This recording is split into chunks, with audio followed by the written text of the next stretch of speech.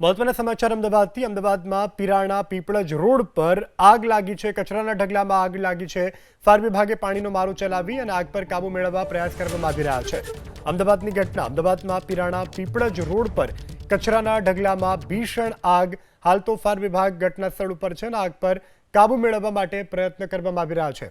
દ્રશ્યોમાં જોઈ શકાય છે કચરાના ઢગલામાં આગ લાગી છે। જો કે આ કયા કારણોસર લાગી તે હજુ નથી જાણી શકાયું, પરંતુ હાલ ફાયર વિભાગનો કાફલો ઘટના સ્થળ પર છે અને આગ પર કાબુ મેળવવા માટેની જહેમત ઉઠાવવામાં આવી રહી છે।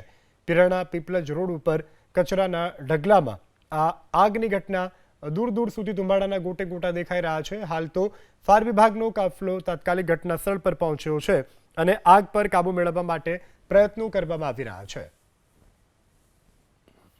અમદાવાદના પિરાણા પીપળજ ડમ્પિંગ સાઇડમાં 10 વાગે આગ લાગી હતી। ત્યારે આપ જોઈ રહ્યા છો અહીં આગળ હજુ પણ આગ ઉપર કાબુ નથી મેળવવામાં આવ્યો, કારણ કે આગ વધુ ને વધુ વિકરાળ બનતી ગઈ હતી। આ ડમ્પિંગ સાઇડમાં કચરાનો જે ઢગલો છે ત્યાં આગળ આગ લાગી હતી। જોકે ગરમીના કારણે આ આગ છે તે વધુ ને વધુ તીવ્ર અને સાથે જ પવનની ગતિ તેજ હોવાના કારણે આગ ઉપર હજુ સુધી કાબુ મેળવવામાં નથી આવ્યો। અત્યાર સુધી ફાયર વિભાગની 4 થી પણ વધુ ગાડીઓ છે કે જે ઘટના સ્થળે આવી પહોંચી હતી। જો કે મહદઅંશે આગ પર કાબુ મેળવવાનો પ્રયાસ તો કરવામાં આવ્યો, પરંતુ આ કચરાના ઢગ પર અનેક પ્લાસ્ટિક હોવાના કારણે અને પવન વધુ હોવાના કારણે આગ છે જે વધુ ને વધુ વિકરાળ બનતી જઈ રહી છે। આપ જોઈ રહ્યા છો, કારણ કે આ જે વિસ્તાર છે તેના 5 થી 7 કિલોમીટર દૂર જે ધુમાડાના જે ગોટે ગોટા છે તે ઉડતા જોવા